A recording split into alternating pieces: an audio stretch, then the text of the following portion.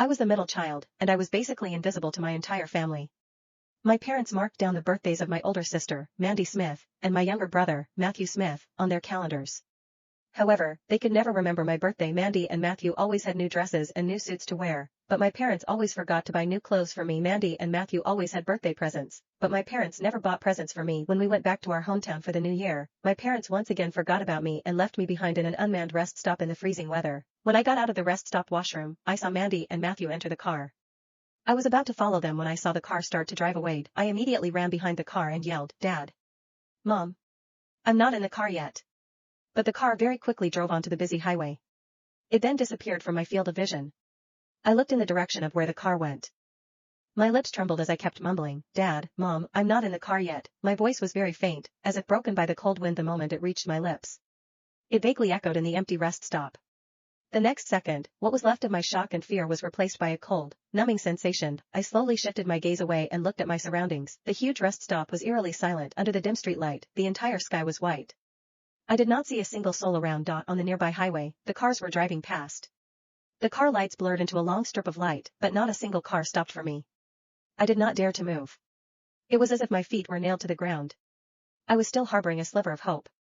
Maybe my parents would soon realize that I was not in the car, and they would immediately turn around to look for me. I grabbed the corner of my clothes and stared at the intersection where the car drove away, as I hoped again and again for the familiar white car to reappear. It was getting even colder.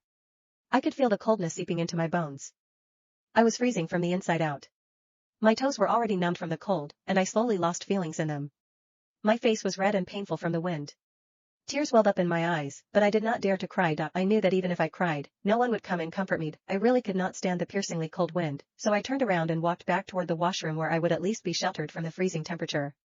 In the quiet washroom, I could only hear my soft breathing and the wind blowing. The sadness that I had suppressed on purpose suddenly broke and overwhelmed me like a falling dam.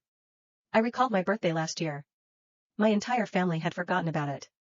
My mother only remembered my birthday 3 days later when she looked at the calendar and quickly made a bowl of pasta with some cheese on top. "This is to make up for your birthday. Quick, eat it." She was watching TV when she said that. However, for Mandy's birthday, all of us went to her favorite theme park. On her birthday cake, it was written that she was our pride. Matthew's birthday was even more extravagant. My parents invited the entire kindergarten class, and he received a lot of presents. Ever since she was a kid, Mandy was praised for being mature, and Matthew was doted on as a goofball. What about me? "Myra is a good kid. She doesn't make a fuss." That was my label. My presence was like a faint design on a wallpaper. I existed, but no one cared about me. I did not know how long I was in the washroom. I slowly felt the warmth leaving my body. Just when I was about to lose consciousness from the cold, I heard soft footsteps coming from the entrance. My heart skipped a beat, and I immediately perked up, staring intensely at the door. Was that my mother? Did she finally realize that I was not in the car and turned around to find me? The door creaked open. However, it was an unfamiliar older lady dressed in a puffer jacket who walked in. The light in my eyes went out. I smiled wryly. I had expected too much. When the lady saw me, she was obviously stunned. It was probably because she had not expected to see a young girl alone in a rest stop washroom located in such a remote area. She sized me up for a bit before asking gently, "Hey, are you here alone? Where are your parents?" When I heard her asking about my parents, I started to tear up. I suppressed the urge to cry and said in a hoarse voice, "Hello, I was forgotten by my parents. Can I borrow your phone to give them a call?" When she heard that, she looked like she felt pity toward me. She immediately took out her phone from her pocket and said gently, "Quick, call your parents. Don't catch a cold from such cold weather." I took her phone. My fingers were numbed from the cold, so I accidentally pressed the wrong number a few times until I finally managed to type in the right one. I took a deep breath and pressed the dial button. While I waited and listened to the ringing tone for the call to get through, I was extremely nervous and hopeful. However, no one answered the call. The hand that was holding the phone started to tremble lightly. The hope that I had in me started to die. The lady looked at me and comforted me with a soft voice. "Don't worry, maybe the signal is bad. Let's try again." I nodded and pressed the call button again. I pressed the phone tightly against my ear. I prayed that I would be able to hear my parents' voices this time.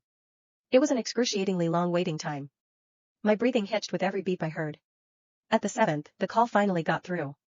I heard my mother's blurred voice amid the wind and the car music. "Hello?" I instantly felt relieved and teared up some more. My grief and fear formed a lump in my throat, and I tried my best to speak softly with my hoarse voice. "Mom. I didn't get back in the car. You left me at the rest stop." I had just said that when my mother refuted, sounding firm and impatient. "Impossible." Before we left, I asked if everyone was in the car. Mandy and Matthew both said yes. How could you have been left behind? There was a slight pause. I could imagine my mother turning around and looking at the back seats. The few seconds of silence felt colder than the wind. I thought she would be anxious and guilty, but she started blaming me sharply.